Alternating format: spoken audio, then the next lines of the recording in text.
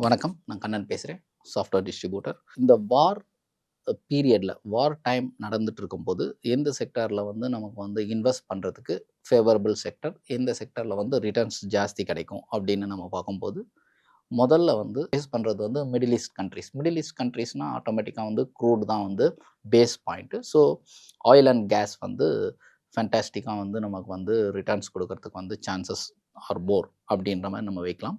ஜென்ரலா ஒரு டைம்ல நம்ம இன்வெஸ்ட் பண்றதுக்கு செக்டார்ஸ்ன்னு பார்க்கும்போது, எஃப்எம்சிஜி, ஃபார்மா இந்த 2ம் வந்து ரிலேட்டிவா நல்லாவே ஒர்க் ஆகும். இது ஒரு கான்ட்ரேரியன் பெட்டா இருந்தாலும், நல்லாவே உங்களுக்கு வந்து ரிட்டர்ன்ஸ் குடுக்கறதுக்கு ப்ராபபிலிட்டி இருக்கு. அண்ட் டிஃபென்ஸ் அண்ட் ஏரோஸ்பேஸ் இங்க வந்து அலோகேஷன்ஸ் ஜாஸ்தி இருக்கும். ஸோ, அதனால இந்த ஜோன்லயும், இந்த செக்டர்லயும் வந்து கான்சன்ட்ரேட் பண்ணலாம்.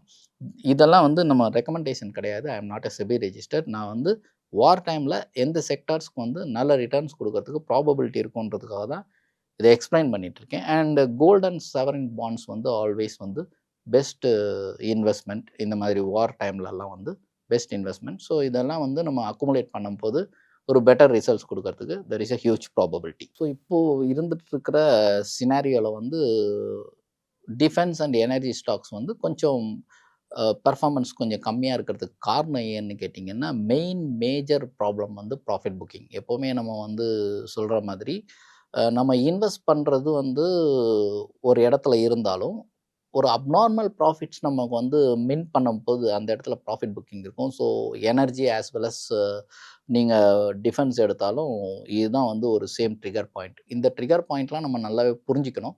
ஸோ அ அடுத்தடுத்த அடுத்தடுத்த கன்சிஸ்டன்ட் மந்த்ல வந்து திரும்ப திரும்ப வந்து அதே செக்டர் வந்து மூவ் ஆகுமா அப்படின்னு கேட்டிங்கனாலும், அதுவும் வந்து கொஞ்சம் டஃபஸ்ட்டு கொஸ்டின் தான். ஏன்னா ஒரே இதில மூவ் ஆகுறது கஷ்டம். பட் அந்த லீடர்ஸ் வந்து அவங்க வந்து அவங்களோட பொசிஷன வந்து அவங்க அ காப்பாத்திக்க முடியும்.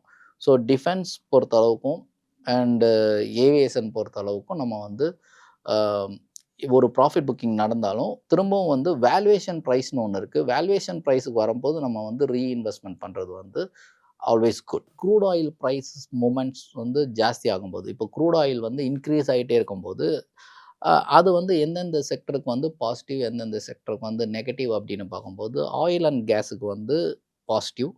அண்ட் ஆயில் மார்க்கெட்டிங் கம்பெனிஸ் இப்போ ஆயில் அண்ட் கேஸ் அப்படின்னும்போது நமக்கு வந்து ஓஎன்ஜிசி, ஆயில் இந்தியா இதெல்லாம் வந்து நமக்கு வந்து பாசிட்டிவ். க்ரூட் ஆயில் இன்க்ரீஸ் ஆகும்போது, at the same time oil marketing companies அப்படின்றது HPCL, BPCL, Indian Oil Corporation இவங்கெல்லாம் வந்து மார்க்கெட்டிங் கம்பெனிஸ். ஸோ இந்த இந்த மார்க்கெட்டிங் கம்பெனிஸ் வந்து பார்த்தீங்கன்னா, கொஞ்சம் நெகட்டிவிட்டி இருக்கும். க்ரூட் ஆயில் இன்க்ரீஸ் ஆகும்போது உங்களுக்கு ஆட்டோ அண்ட் ஆன்சிலரீஸ்லயும் வந்து டெஃபினட்டா வந்து அதோட இம்பேக்ட் ஜாஸ்தி இருக்கும். ஏன்னா க்ரூட் இன்க்ரீஸ் ஆகும்போது ஆட்டோ ஆன்சிலரீஸ், இதெல்லாம் கொஞ்சம் வந்து ப்ராஃபிட் புக்கிங் கண்டிப்பா வரும். இதெல்லாம் தான் இப்போ நடந்துட்டு இருக்கிறது. இப்ப நீங்க க்ரூட் ஆயில் இன்க்ரீஸ் ஆகும்போதே பார்த்தீங்கன்னா, ஆட்டோலலாம் ப்ராஃபிட் புக்கிங் அப்படின்னு சொல்லுவாங்க. ஸோ இதெல்லாம் வந்து க்ரூடுக்காக தான் வந்து இதெல்லாம் நடந்துட்டு இருக்கிறதுன்னு நம்ம புரிஞ்சுக்கணும். அண்டு டயர் இண்டஸ்ட்ரியில டெஃபினட்டா வீக்னஸ் இருக்கும். அதுவும் வந்து க்ரூட் பேஸ்டு அப்படின்னும்போது, அந்த இண்டஸ்ட்ரியும் கொஞ்சம் வீக்கா இருக்கும். அண்ட் பெயிண்ட்ஸ்லயும் வந்து கண்டிப்பா வந்து வீக்னஸ் இருக்கும். அண்ட் கெமிக்கல்ஸ்ல கண்டிப்பா வீக்னஸ் இருக்கும். லக்ஸரி ஐட்டம்ஸ்ல வீக்னஸ் இருக்கும்.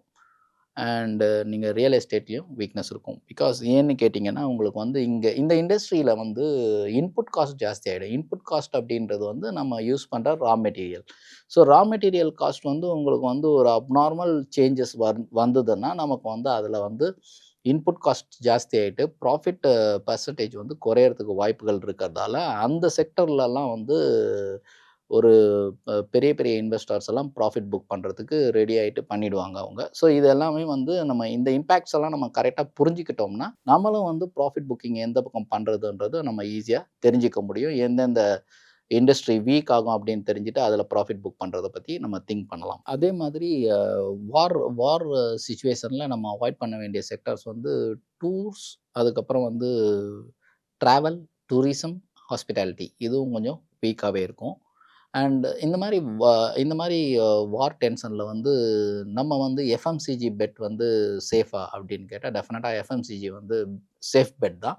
ஸோ அதுலயும் வந்து நம்ம ஒவ்வொரு ஸ்டாக் ஒரு ஒரு மாரி பெர்ஃபார்ம் பண்ணியிருக்கும். அதுலயும் வந்து ரொம்ப கரெக்ட் ஆயிட்டு நல்ல ஒரு வேல்யூவேஷன் லெவல்ல இருக்கிறத நம்ம இன்வெஸ்ட் பண்ணும்போது, நம்மளுக்கு வந்து மார்க்கெட் கீழ விழுந்தாலும் பெருசா வந்து அந்த பர்ட்டிகுலர் ஸ்டாக் வந்து கீழே விழறதுக்கு ப்ராபபிலிட்டி கம்மியாக இருக்கும். அட் த சேம் டைம் வந்து கன்சம்ப்ஷன் அப்படின்றது நம்ம ஃபுட் கன்சம்ப்ஷன் இந்த மாதிரி பேஸ்ட்டு, மேகி அந்த மாதிரி ஐட்டம்ஸ் எல்லாம் வந்து கன்சிஸ்டன்ட்டா நம்ம எல்லாரும் வாங்கிட்டு தான் இருப்போம்.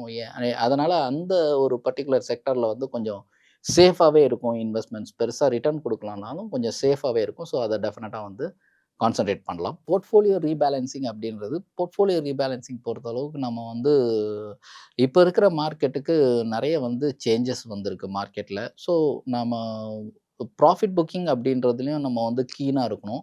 நமக்கு வந்து இப்ப இருக்கிற மார்க்கெட்ல எந்த செக்டர் வந்து ரொம்ப வீக்கா இருக்கோ, அந்த செக்டர்லாம் கொஞ்சம் அவாய்ட் பண்ணிட்டு, எந்த செக்டர் பெட்டரா பெர்ஃபார்ம் பண்ணிட்டுருக்கோ, அந்த செக்டர வந்து நம்ம இன்க்ரீஸ் பண்றது ஆல்வேஸ் பெட்டர். இப்போ ஃபார் எக்ஸாம்பிள் நம்ம வந்து ஒரு அலோகேஷன்ஸ் அப்படின்னு பண்ணும்போதே, அ நான் சொல்றது எப்படின்னா, நம்ம இப்போ ஒரு 1,00,000 வச்சிருக்கோம்னா, ஒரு 1,00,000ல வந்து நம்ம வந்து ₹50,000 வந்து நம்ம இந்த மாரி டவுன் சைட்ல வரும்போது லார்ஜ் கேப்புக்கு கண்டிப்பா வந்து எடுத்து வச்சிரலாம். 50% ஆஃப் த கேப்பிட்டல வந்து நம்ம லார்ஜ் கேப்ல எஸ்ஐபி மூலியமா நம்ம வந்து அ பண்ணிட்டு இருக்கலாம். அண்ட் நீங்க வந்து அகைன் வந்து மிட் கேப்ல ஒரு 20% அப்படின்றதும் நீங்க வந்து பண்ணலாம். அண்ட் ஒரு 20% வந்து கோல்ட்ல வந்து டெஃபினட்டா பண்ணலாம். ஸோ 50, 20, 20 ஒரு 10% வந்து நீங்க ரிசர்வ்ஸ்ல வச்சிருக்கலாம். மார்க்கெட் வந்து அபரிமிதமா கீழ விழுந்ததுன்னா, நீங்க வாங்குன ஸ்டாக்லயோ, ஆர் வாங்குன கோல்ட்லயோ எங்கேயோ நீங்க வந்து திரும்பவும் வந்து அத வந்து ரீஇன்வெஸ்ட்மென்ட் அதாவது ஒரு ஒரு ஆவரேஜிங்க்கு திரும்பவும் வாங்குறதுக்கு அந்த ரிசர்வ்ஸ நீங்க வச்சுட்டுருக்கலாம். ஸோ இந்த மாதிரி நீங்க வந்து பேலன்ஸ் பண்ணிக்கிறது ஆல்வேஸ் பெட்டர். நன்றி, வணக்கம். மேலும் ஈடி தமிழ் சேனல்ல வரப்போகும் பிசினஸ் மற்றும் அது ரிலேட்டடான வீடியோவை பார்க்க உடனே கீழே இருக்க சப்ஸ்கிரைப் பட்டனை கிளிக் பண்ணுங்க.